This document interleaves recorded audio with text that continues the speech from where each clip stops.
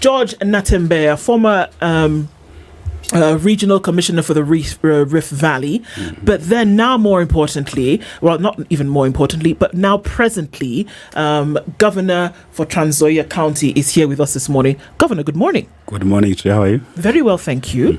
How are you? I'm good.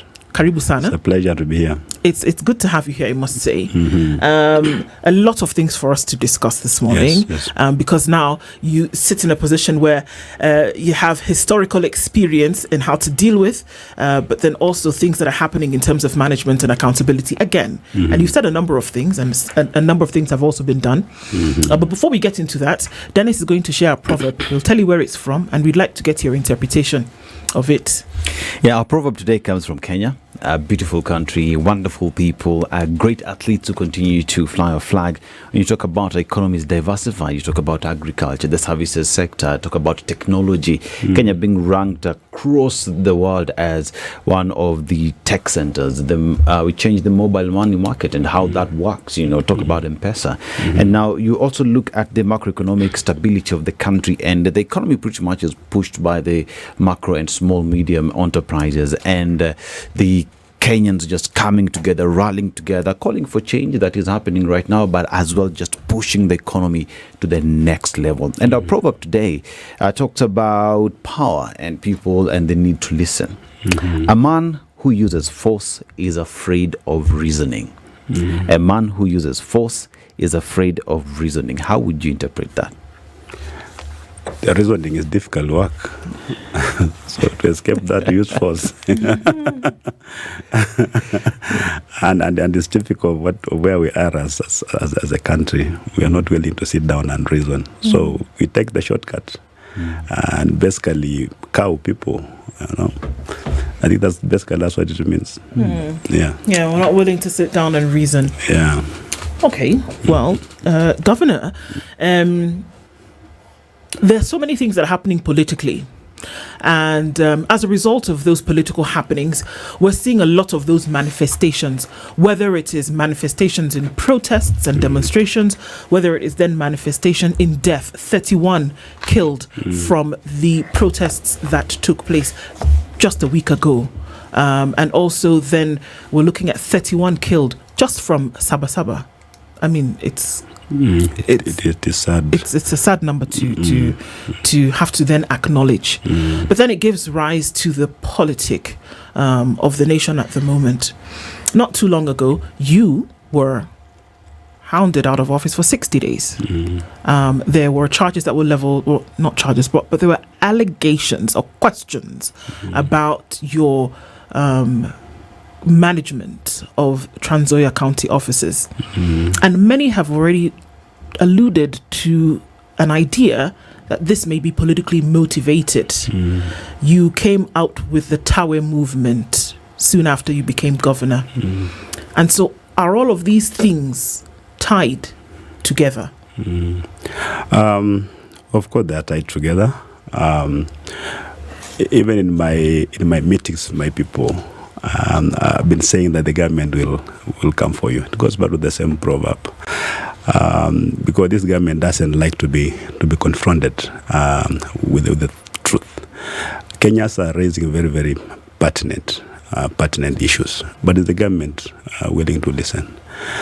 When you raise these issues, instead of them responding to the issues, they use the alternative way, and that's silencing you. Of course, without going with the merits or demerits of whatever allegations were raised against me. For me, from where I sit, it was just political. They were meant to just silence me. People come to your house and they're searching the house and they're picking almost everything. Every little paper, every little document. What are you looking for? They can't really tell you. And then you are taken to their offices. They take a whole day recording a statement, and then out of the blue they tell you are going to court tomorrow. Yeah, and then you go to court, the kind of charge leveled against you. We'll see what kind of proof they have, but basically they're just ridiculous. Were they on a fishing expedition, you think? I think they were. When you really try to engage them, they say that we received these allegations from people. But when you get the allegation, why don't you investigate them? Do you just get allegations, then you go arresting people, and then you charge, and then look for evidence later. Not try to get evidence to fit the charges. It's a very sorry state, and you are told not to comment on these things. So they basically traumatize you, and they tell you not to talk about it. So even the trauma is even more. Because I'm sure when you talk about these things and share, it's better. They tell you not to go to the office for 60 days. Mm-hmm. The physical space where you sit. But again, I think the intention was to prevent me from going to Nzoia. So they believe that when I'm out of Nzoia, then I'll not be able to be talking about some of these things. But I've got a platform elsewhere. I can go elsewhere and even here and talk about the same things. It is the short-sightedness of this government that is so unsettling, that's so annoying. Because these are the things that were happening before 1992 during the single-party state, where the word of government was final. But I'm surprised we are back to the pre-1992 days where Kenyans are now starting even to talk in whispers. And these young people are coming out because their parents have basically been cowed. They see things happening, things that are done that don't happen in the proper way, but they're keeping quiet. So the young people are coming out. But again, they're confronting a very ruthless regime that you talk, and then what you receive up are bullets. How do you kill a 12-year-old, a 14-year-old, 25-year-old? Like yesterday, they arraigned people in court. All of them were below the age of 25, and they're being charged with terrorism. Why terrorism? You just want to intimidate. They level the highest charge almost on land, so that you fear, because once it's confirmed, then you are jailed for more than 30 years. Well, you're a security man. Yeah. You former Rift Valley Regional Commissioner. As a police officer, perhaps you can give us insight into why that would happen, because that's why I said you have previous experience. You still have the experience, whether you're not given the title of top cop at this point, but you are very well aware of how these things would happen previously. Why would that happen? So why would you arrest people and charge them with terrorism if they were attending a protest? Just a point of correction. I've never been a policeman, by the way. No, sorry. Okay. Kenyans believe I was. We believe almost 100% of Kenyans believe I was a cop. I've never been a cop. I was a district officer. Became a district commissioner. Became a county commissioner. Became a regional commissioner. Okay. I was basically in administration, but of course, administrators chair security committees. Yes. That's why maybe Kenyans rushed me a lot with the police. With the police service. I beg your pardon. Okay. Yeah. So, what Okar was talking about, this fishing thing. People are expressing they're setting their problems. As provided for in the Constitution, the freedom of speech is there, the freedom of association is there. But you want to prevent that, and you cannot read the Constitution away. So what do? You go outside the law. And start now fishing for charges, and and also fishing for courts where you think you are going to get a favorable ruling, and basically just silencing people. This government wants to rule, not even to govern. They want to rule as Kenyans keep quiet, so that we are just like indifferent bystanders as they do whatever they want that they're doing. They're very uncomfortable when people raise certain truths about government, and yet the government is supposed to be accountable. How do you be accountable when people are raising issues and we want to listen? But for how long are they going to do this? How many people are they going to jail?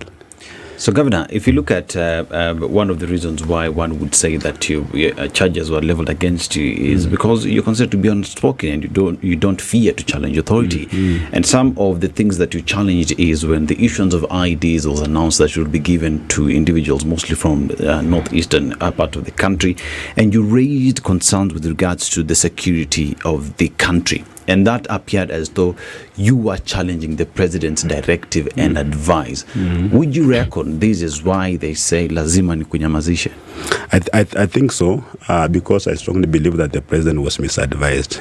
Because when he was issuing that order to exempt people from northern Kenya from being vetted, he forgot that all border communities actually are vetted for IDs. So why are you exempting one community when you should have applied to all?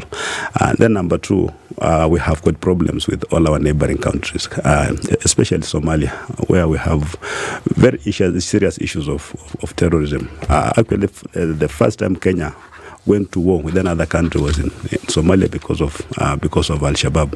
And we've had issues with the border communities because we're the same community, like the Somalis in Kenya and Somalis in Somalia are just Somalis. And that's why we had this idea of vetting. Because how do you know that one is a Kenyan Somali and that one is a Somali? You must have that vetting. If a chief is confronted by two individuals, one who is a Kenyan Somali, another one is a Somali, how will he know? Without that committee that would vet. Now, for me, my major concern was the moment you give an outsider a national ID, a guy from Somalia, and they look for our IDs for very nefarious reasons, not for very, very good reasons. They'll come in, they'll become citizens of this republic. They're going to get our passports. Now, when they go out there, they're committing crimes, as they always do, as they sometimes do. Then, it'll not be Somalia till they'll be blamed. Now Kenya will be a haven of a place where terrorists are bred. That's my biggest problem. Then now, Kenya want to get a visa to travel out there. You're going to be subject to a lot of stringent vetting because now our documents will become dubious. The integrity will have been lost. That's what I was raising. That instead of removing vetting, can we make it more efficient? That we remove all these corrupt activities that surround vetting, so that our Kenyan people, like the Kenyan Somalis, actually they go through harrowing experiences to get IDs. Foreigners will easily get IDs because they've got money. They'll come and pay this vetting committee that they get IDs. But our local Somalis themselves, because they don't have money, because it's very difficult for them to get IDs. Can we streamline that instead of just issuing a blanket decree that there will be no vetting at the border commission? And for me, even those committees are going to fight because you find a chief. For instance, I just want to give an example of a community called Aulian, for instance, in Kenya. And I know like politics basically client-based. So to boost the numbers, you look across that and bring your kinsmen to do this kind of register them, to give them IDs and register them as voters. The other local community will be seeing what's happening. When it comes to elections, people are going to fight. Actually, those guys will not be allowed to cross over from Somalia to come and vote. They're going to fight. And when you listen even to the leadership of a county like Marsabit, they're already complaining. Yeah, because some of them know they don't have communities across like in Ethiopia. But those who have got the cases in Ethiopia are having them now registered into Kenya and changing the local demographics. The president doesn't get this. It's just common sense. I don't know if he consumes intelligence or it doesn't, because this is something that National Intelligence Service should be able to tell the president that this is a wrong policy directive, and he'll be able to listen. He may refuse to listen now, but people who are going to live another 5-10 years are going to bear the consequences of this kind of decisions. Yeah. Governor, you've just concluded a Western tour. 2 days, I think? Yeah, it was a Thursday, Friday. 2 days tour. And you were with DCP leader, Rigathi Gachagua, with his deputy, Malala. You were also with Kalonzo Musyoka and Eugene Wamalwa. You appear to be fronted as under the political framing from Western as one of those leaders that is rising very fast from Western. Why would you, what would you say is the political framing of Western politics, one? Two, why do you think you are being targeted? And thirdly, why you? Western region has been the hunting ground for everyone. You know, Kenya's politics, unfortunately, is tribal.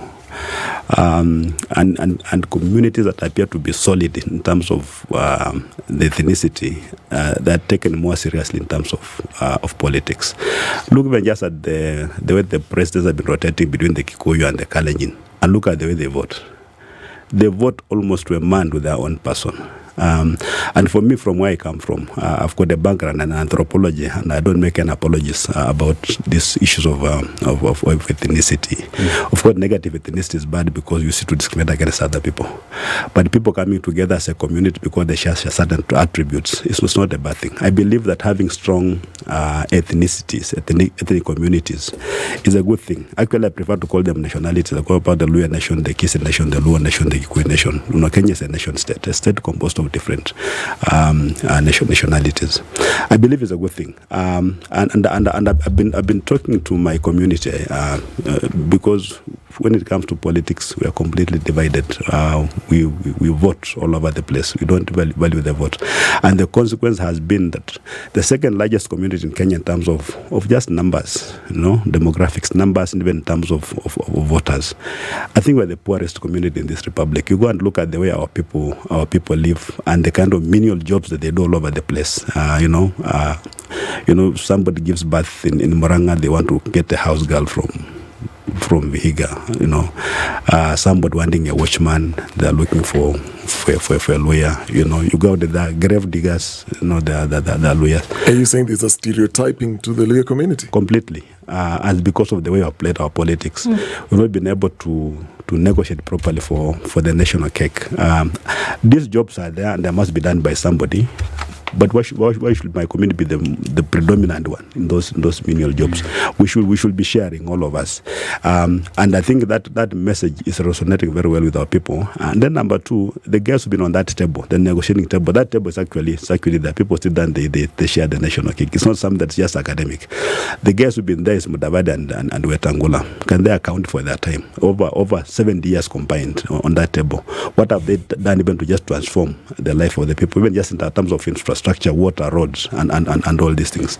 They've done nothing. When I was talking about the Luhya community not even having had a police commander as an inspector general of police for all these years, or a 3-star general, a lieutenant general in the defense forces, people thought I was just I was just inciting. But when they looked at the facts, actually, it was indeed true, and some things have started happening.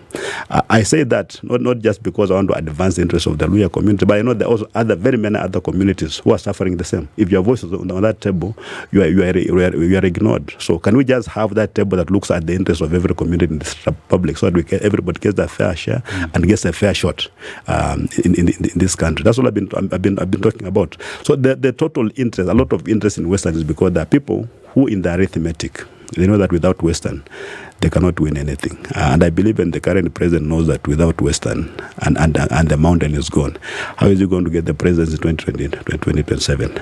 And when you appear to be locking Western and locking them out, they become a bit jittery. And that's why you see a lot of venom, even from fellows who operate from State House. They're always talking about me everywhere. You go to the Senate, somebody just stands on a point of order, a completely irrelevant subject, but has to mention my name there. It's because of the political threat and the political heat that I feel that for the first time since Wamalwa Kijana, I think the Luhyas are coming together and they're speaking with the same voice. And the things I'm saying are not just resonating with the Luhya, they're resonating with everybody who feels excluded from this government.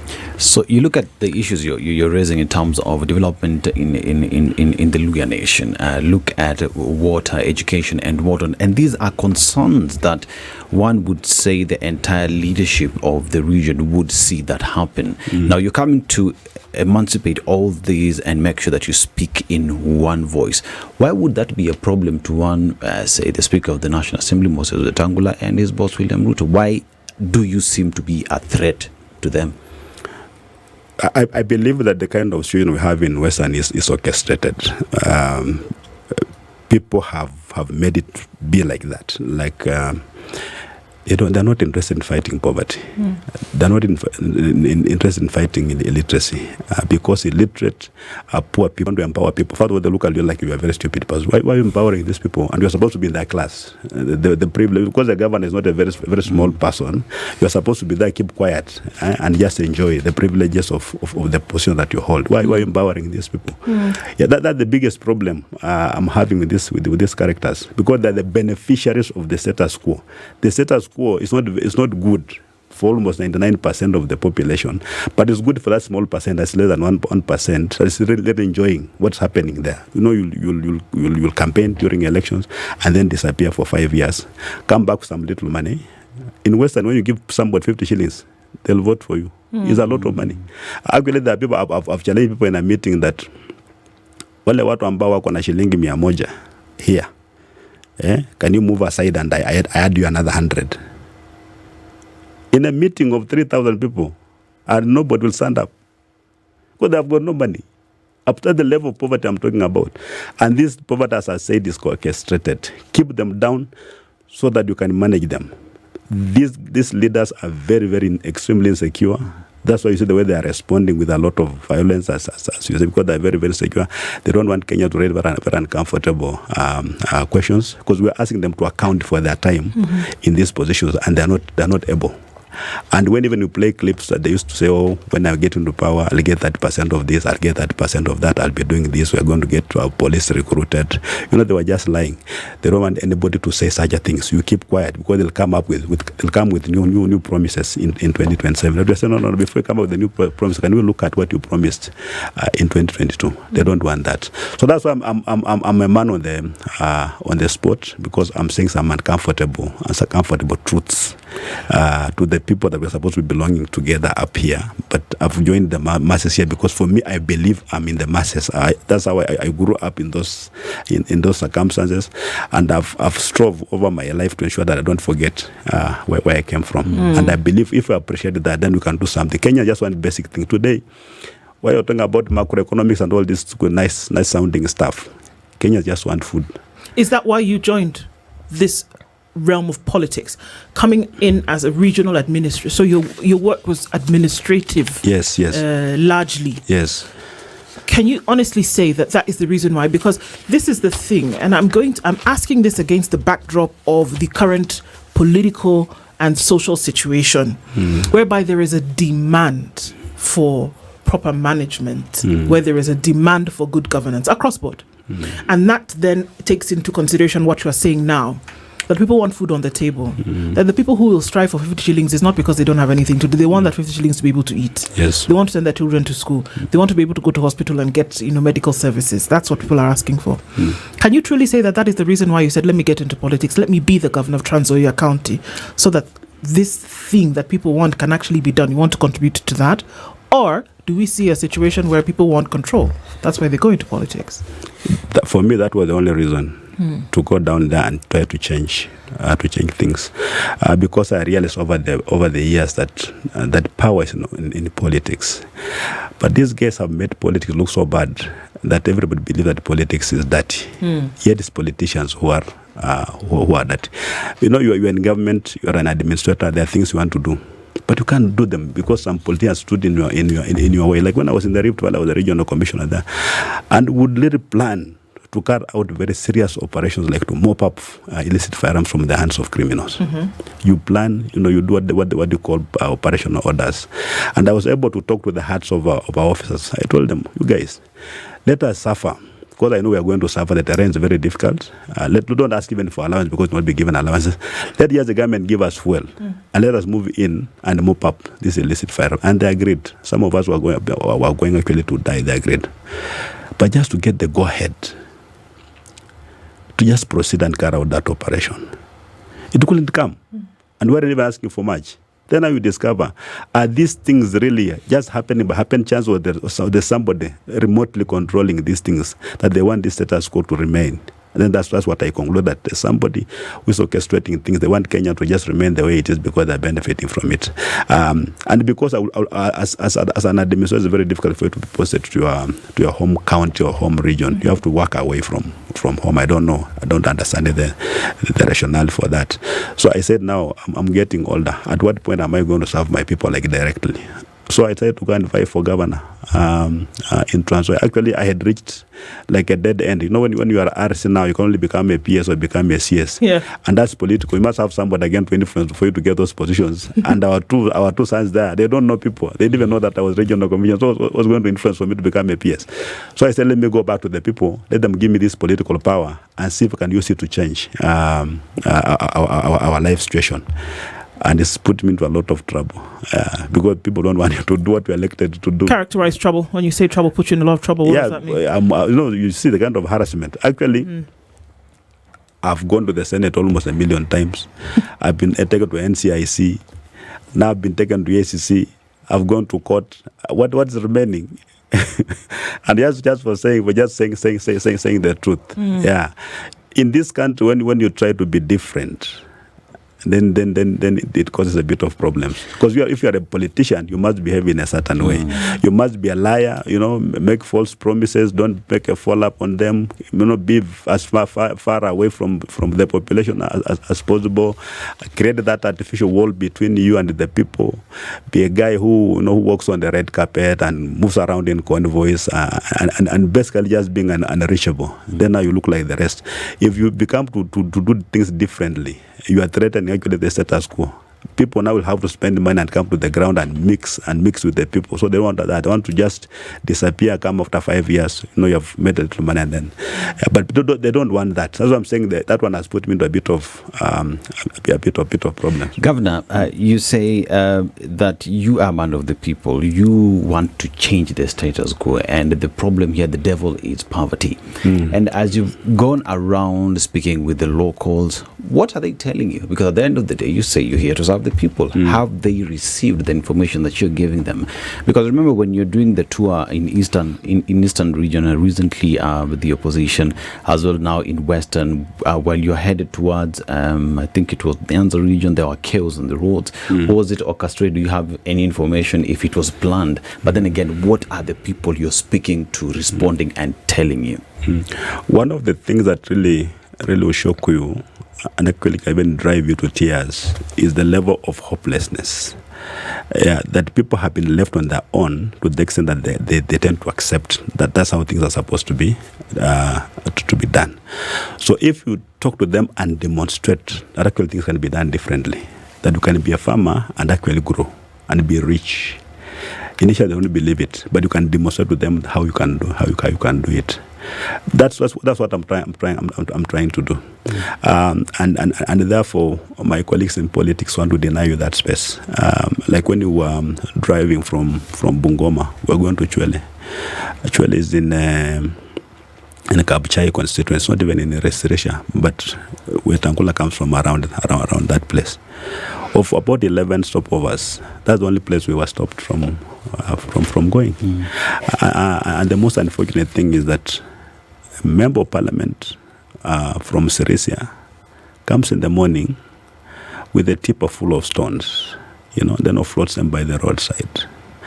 Then gets about 1,000 young people, incites them and gives them money. And then the most unfortunate thing is that the local police, they join these people and they light fires on the road, they light the tires, and basically ensure that we don't proceed to Chwele. Actually, we're just about less than a kilometer to Chwele. And then we come and then we want to ask, really, what is the issue here? We just want to talk to our people. If you don't want to listen to us, can you just stay at home? Let those who want to listen to us listen to us. And the place was really, really packed. The people are really waiting to hear us. But these guys were just throwing stones. Actually, my vehicles were stoned. Regigi's vehicles, everybody's vehicle was stoned. And actually, one of my former MCS lost an eye. Alipigwa tu maji macho katopoka tu, and he was cut with pangas all over. And these are people who are known. So what happened in Nairobi here, where you saw people, watu wamebeba mipini carrying rungus and they are working with police officers, it was the same thing. This one were carrying stones and behind them were police officers. The government is playing with fire. This is how Haiti started. Criminal gangs are going to take over this country. And even those policemen are not going to be safe. That for me, that was the biggest worry for me. Why do you stop somebody from just going to engage his people? And even now, if I said to go to Chwele, people are going to welcome me. We have very historical relations, like Bungoma and Nzoia. We have just basically we are the same. We're the same people. People from Bungoma went to Nzoia. I've got relatives in that place, but it's because of this insecurity I've been talking about. The leadership fearing that when you go there, you're going to raise certain pertinent issues that are going to make them uncomfortable. You're going to open people's eyes. It's really a threat to politicians. So are there underlying issues, Governor? Are you saying that there are things that are happening which people may not know? And that George Natembeya, when he goes to these barazas or when he goes to talk to people, that he's essentially letting them know that there's a problem here which you should know, and there's somebody who doesn't want that information to come out? I couldn't have put it better. That's the position. To what ends? And the current, of course, the political leadership in Western is lying to the president that they can actually deliver Western to them. And when you go there, it appears as if the narrative is different. Of course, now the gravy train is threatened because they're given money. Like every weekend, we are told people are given millions of shillings to come to the ground and just try to secure the ground for 2027. Yeah, but now when you come out there and people are coming out, they explain themselves, the truth somehow reaches the power that be, and those who are gaining from this by lying that the galvanizing the Western region, of course, feel uncomfortable. That's the only reason why they will stop a political rally. And some of these fellows actually belonged to KANU. They have never done anything for Kenyans. Even during the second liberation struggle, 1990 to the 90s, they were part and parcel of the regime. There have been people have been benefiting all the time. They don't know how to fight for anybody.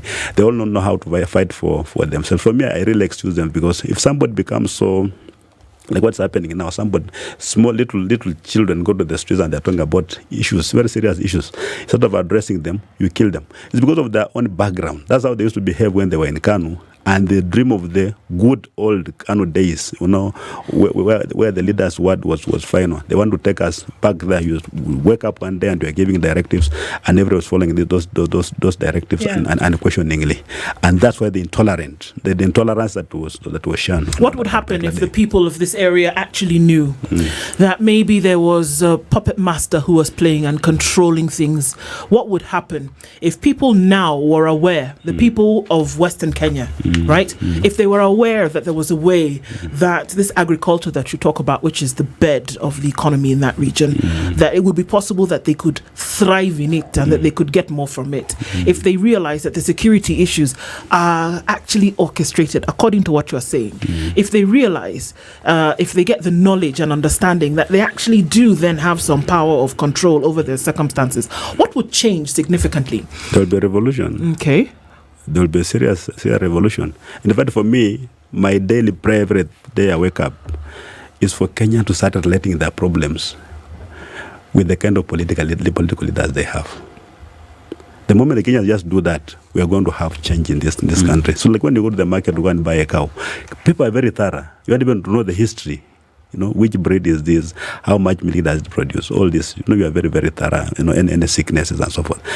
But for leaders, we just sloganeering, and then, you shout all over the place. Then you go and vote. Some are on the queue going to vote and they're asking each other, tunapigiana and kura. We are that callous and that casual. But the moment we start relating our problems with the leadership that we have, the salvation of Kenya will start. Well, Governor, Moses Wetangula and Musalia Mudavadi have accused you and your colleagues of being very tribal and balkanizing regions. They're part of the broad-based government. First question, what's your view on the broad-based government? Because you were talking earlier about having a seat at the table to represent your people. They are representing Western on that table. What's your view on the broad-based government? And when you talk about the quality of leaders in your last comment, do you believe Ruto should be a one-term president? Broad-based governments are an oxymoron. That's not how our constitution intends it. That we have people in government and people outside government, the minority and the majority. That's how just things are supposed to be. A broad-based government is an escape from accountability. That the people who are supposed to be criticizing you, they join the eating table, and therefore they keep quiet. And as somebody said, when you are eating, or mother's daughter, when you are eating, you don't talk. Yeah, so everybody's quiet and everybody's eating. It's actually bread-based. It's not broad-based. What's so broad about that? When you have got like two communities, unfortunately the Kikuyu are there are very many in that government, and the Kalenjins, how broad-based is that? They take over 75% of all the cabinet slots. Is that what do you mean by broad-based? Because two big communities are in government. That's just a nice sounding word that means to me really means nothing. And for those of us who accuse us of tribalism, let them come to Nzoia and say how I've formed my government. My government has got all the communities. I've got Luyas, has got Kikuyus, has got Kalenjins, has got Luos, it has got the Kisis. I have balanced that way. if I was to behave the way the national government behaves and say I was voted for by 80% of lawyers, actually 80% of my vote was for my community, I'll give them 80% of everything. But I realized that this is a cosmopolitan country, and I gave slots to even people who did not vote for me. Why can the national government do that? And some of these things just a matter of perception that we belong. Yeah, if I got 22 cabinet slots, can you ensure that you have at least every community, like 22 communities of Kenya are represented there, maybe one. Then you go to the PS slots, and then balance the others. Just a matter of percent, people just feel that they belong. But if you are really saying it's broad-based government, but when you look at the actual names, it's not broad-based. And even look at development, the development initiatives. They're only going to those areas where people are in government. And yet all of us are paying taxes. Can we say the only people in broad-based government should be paying taxes? Sure. So the broad-based government, according to what you're saying, doesn't fit the bill. No, it doesn't. It doesn't fill the gaps. No. But there are gaps. And then one would ask you, Natembeya, you're in a position of as governor, whereby the county boss is supposed to ensure that, number one, devolution lives out, but at the same time that we see the development agenda also opening up, and then also maybe aspiring to a higher position later on. What would be the solution to these gaps besides, uniting a people regionally, which there's nothing wrong with that. Everybody would want that to see that happen. But then there are gaps, which you've mentioned. There are economic gaps. There are managerial gaps. There are, governmental gaps. And the broad base, which was seen as a solution to some of these gaps, for which people went to the streets in protest, is not working, according to what you're saying. What would work? What would you do, if given the opportunity to? Kenyans talk about something called state capture. That the state is captured. It's not something that you can see, but it's a reality. Like the current president, when he was campaigning, he really made a lot of sense when he was talking about hustlers and giving opportunities to border, to Mama Mboga, and that kind of stuff. What happened when he get the reins of power? What happened? He forgot all that because there are people. These are invisible characters operating in the shadows who have captured the state. The first thing to do is to dismantle all those networks, all those cartels that frustrate anything that ensure that Kenya becomes a modern state. And these are very powerful characters who actually even fund campaigns. They are not that you can't see them, but they really pull a lot of strings. So when you see leaders behaving in a way that doesn't even make sense, not even rational, you'll be wondering what happened to this fellow. But there are certain agreements they make with these characters, these shadowy characters, who then now to mess up with public policy. So for us, we are given an opportunity because I've been in government and I know some of these things. We can be able to dismantle these cartels because Kenyans will not grow as long as the cartels are there. They're getting everything. Yeah. No, Kenya has been looted, but Kenya is surviving because Kenya is a very, very rich country. If we just manage to harness our resources and direct them properly, we are going to be ahead of so many countries, even in Africa and the world at large. And for your question, Okari, about the president being a one-term, I agree with him because he said that if he doesn't deliver 5 years, then Kenya should not bother giving him a second term. Does he believe he has delivered? He was already given a value what we are supposed to do. Does he believe he has delivered? Many of us believe he hasn't, and he's really running out of time because we have got less than 2 years for him to meet all those promises that he made. So if you don't deliver on your own promises, and then I think the only reasonable thing that's supposed to happen to you is to pave way for others. Of course, I've been also telling my colleagues as we move out there quietly, I'm asking them, okay, as we are saying, Ruto must go. What alternative what in terms of plans do we have to sort out these issues? Because if we took over the reins of power like today and we are planless, Actually, Ruto has been given like 2-3 years for people making noise. For us, it will take just about 3 months and it will be trouble. Because you must start addressing these serious national issues like immediately. So what we should be doing now is just to work on a plan. And Ruto is not one of the plans. Focusing too much on him, for me, I don't think is necessary. Like for me, I've even stopped focusing on Wetangula and Mudavadi because for me, the history, we are looking at now, how do we now manage our region properly and ensure that we have access to whatever we're entitled as a He region. said he will not hand over power to you and your colleagues because your chance is just one term, Ruto must go, but you have no clear plan. And the challenge is there a plan? The plan, we're working on our plan. Of course, as I was saying, we are challenging. Personally, I've been thinking, okay, we're talking about Ruto must go, but these issues are very, very, very serious issues. You can't just become president and think you're going to like a magic wand like this and they're gone.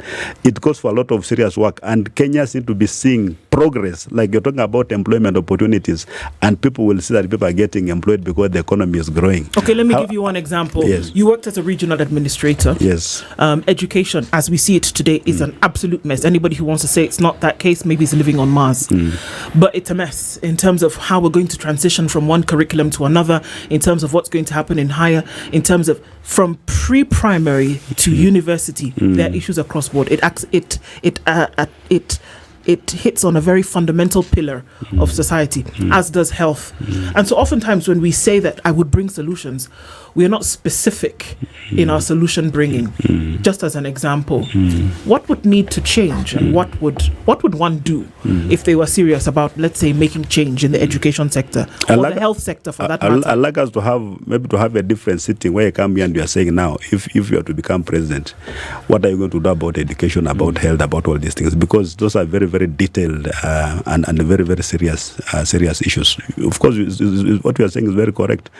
I don't think even the president himself knows what we are doing about education. And that's one of the issues that are bringing a lot of problems. Because I talk about these things, that the teacher doesn't know about CPC, the student doesn't know, the parents do not know, the government still doesn't even know.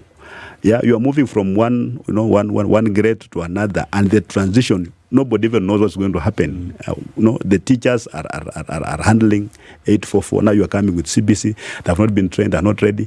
You are talking about almost every school having a laboratory. You don't have the funds for that. And these kids are coming. No, they're not waiting. What's going to happen? We do not know. Why do we just change things? When it's working, they say don't even tamper with it. Why changing things for the sake of it? Kuna siku naambia president, if somebody gives a hot potato, kiasi moto, and then you don't know it was hot, unaitupa kwa mdomo. Then what's in the mouth, you discover it's hot.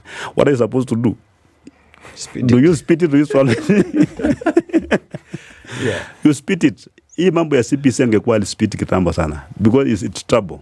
It's trouble, and it's affecting these guys now who are really putting him on his toes. Now they're going to finish. I don't know which grade 10 or grade 11. I don't know which grade is it. They're going to pour on the streets again. So how is he going to manage these people? So, Governor, you've mentioned in terms of while you are the RC, you had operations to go and mop up illegal firearms and whatnot. Yeah. But here we're talking about now dismantling cartels in government. And you say once you have an opportunity to run government, that is the first thing that you'd be able to do. And if you just zoom back, as Okari would say, we zoom back and just look at it, right? Means even the current government has the machinery and the power to dismantle these cartels, but they are not doing that. Is that the position? And how would you do it differently? No, the government doesn't have the machinery to deal with the cartels because the government is cartel. It was formed by cartels. And the first thing to do, if you want to dismantle cartels, is for government officials led by the chief executive of the presidency, the president of the Republic of Kenya, to stop doing business. The president is a farmer. You are competing with peasant farmers, growing maize. You are in the furniture business. You are a timber merchant. You are in insurance. You are in transport. You are everywhere. Can you focus on the business of governing? And if you had all these occupations, these engagements before you become president, can you let them be for the time that you are president? Because conflict of interest is real, and it complicates matters because these business partners are the ones who are engaging in criminal behavior. What do you do? Yeah, your son owns matatus and is flouting all traffic regulations. What are policemen supposed to do? What are ordinary Kenyans supposed to do? They're going to copy your son's behavior because it's not above the law. So can the president, not just Ruto, the presidents be excluded from doing private business the moment you are in government? And then you kill all these cartels. But doesn't that seem to be the order of the day? Before you were here, Yes. JB Muturi joined us, of course, for conversation. It was very clear that folks who are getting into these positions are doing it for business. This whole NGCDF conversation comes into play here. That what are we really fighting for? When if at the lowest level, at the ward level, and then we start to get towards the constituency, that folks are fighting for, 200 million shilling per year kitty, but that the development of the ward or the constituency is not top of the agenda. These are words that came from JB Muturi. What are your thoughts about that? If the very institutions that have been set up to do this very thing that you're talking about, that wouldn't even need the intervention of the president, seem to be going in the opposite direction from which the constitution envisioned that it would go, in what direction do we go? What are your thoughts around this kitty that is supposed to be to be there for that development? NGCDF is hot contention right now, and it's right along the lines of what you're speaking about. Exactly. Why are county governments and the National Assembly fighting over the roads maintenance levy? Roads is a devolved function, majorly. Rural roads are devolved, but members of parliament want to do roads, and because they can't do it directly, they get money to the Kenya Roads Board. The money is put into KERA, and they're the ones that are implementing projects out there. So if you're a member of parliament and you are doing a road, and that road is done very shortly, we're supposed to raise this issue. Yeah, because you're the person supposed to do oversight, but the person doing oversight, the one who is doing executive work.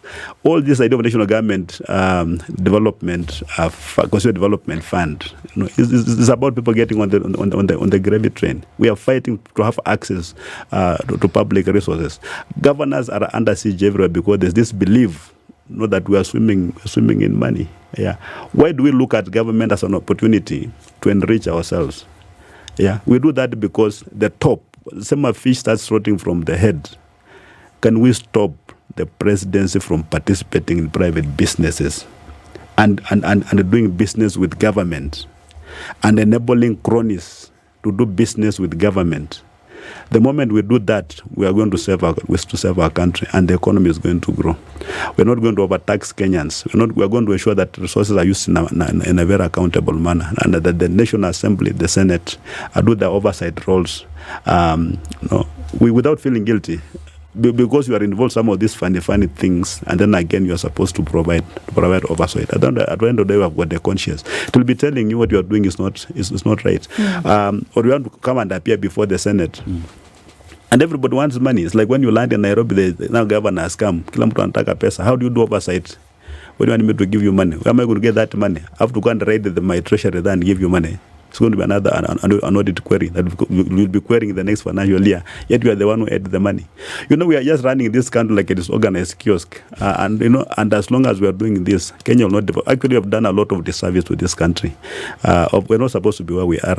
We are now, where unemployment is almost 60%. Chances of you living an entire lifetime without a job in this country is very real. Not because you've not gone to school. You've gone to school, but you can't get a job. You can't get a job. Yeah, and that's what these young people are talking about. We are taking it very casually. We're not addressing it very well, and because we think, because we are leaders, we are very safe. Let me just give an example. If today 1 million Kenyans decided to walk to State House, what are they going to do? Are they going to kill everybody? If just 1 million Kenyans said, "Let's go to State House," and you barricade everything, you even put the military there, and they say we are going to walk to State House, what are you going to do? All these walls we build around ourselves as leaders, they are very fake walls. They can just crumble. At the end of the day, power is with the people. The people are saying certain things, but we are deaf. We are not listening. And as I told my people the other day, is that Kenyans are now living on hope. The hope that maybe things are going to be better tomorrow. Now, if that hope goes, that things may not be better after all, what do we live for? Because stay at home, you'll die. Go to the streets, you're going to die. So you rather go to the street to try to change things and die there. This is feedback, very direct feedback the government just needs to listen to. And let people just sit down. Let the cabinet sit. This cabinet is completely clueless. Can they sit down and say, the problem that's facing Kenya today is the economy. The economy. The economy grows. young people are going to get jobs. People are going to self-employ. We are going to solve this problem that Kenyans are going through. They are not listening. And bullets can't solve any problem. You know, the moment you start killing children, 12-year-old, 14, you know, you kill one child, that entire family is against you. The entire lineage is against you. Where are you going to get these votes? You earlier spoke about remote control. A lot of the things that are happening when you say the cabinet is clueless, do you then think there's somebody holding a remote control? Or are they simply clueless because you have a lot of intelligent people in there? Yeah, but have they been given the opportunity, you know, to do what they were employed to do? I look at people in the cabinet. They are very qualified. Some are even overqualified. But what are they doing? What are they doing? Do they even have any somebody coming up with a policy decision that you look at and say, yes, indeed, this person is addressing this problem? Like when Michu came up with this matatu thing, and he was just doing very basic things, seat belts, speed governors, no standing passengers, just sit, and enforced, and things worked. Do we have any cabinet secretary today who can come up with a decision and implement it without any hindrances? I think that's why the problem is. Do they have even the courage to face the president and tell him, Mr. President, you gave me this portfolio and I wanted to run it this way. And I think that too many incumbents in my office, I can't run it. Or they just go down and run down the clock and say, I'm cabinet secretary, let me do business for the next 2-3 years, become rich, and that's it. Governor, how would you respond to a comment that you have mixed yourself with those who are part of the problem, and perhaps maybe you need to find your own path, being with those that have not taken this country to the pit we find ourselves in? I think that's a very general kind of complaint, if you may call it that way. But for me, I'm trying to politically, I want to be guided by the needs of the people, and the need to find solutions, practical solutions to this problem. I don't want to be those politicians who just vibe because you feel entitled. That I've been governor, therefore I want to be president. I've been deputy president, therefore I want to be president. I've been vice president. I've been minister, so I want to be president. Only that. No. We want to see if we're given these opportunities, what can we do, and can we get a team of people that we can work with to solve Kenya? Because you cannot do these things alone. Look at countries like Malaysia, Singapore, that we keep talking about. It just took a few men, unfortunately they were just men, who just sat down and said, no, we are on the wrong track. Yeah, can we recalibrate? Can we come back to the right track? And you have that resolve to do things right. And if we say no stealing, if a member of our team steals even 1 shilling, he faces the consequence of an ordinary thief, an ordinary chicken thief. What they go through is what that cabinet secretary should go through. That accountability applies across board, and then we'll be fine. So as we build this team, of course there'll be those perceptions. And for me, I'm ready to let go of colleagues that I believe the only thing that I bring to the table is baggage, and nothing else.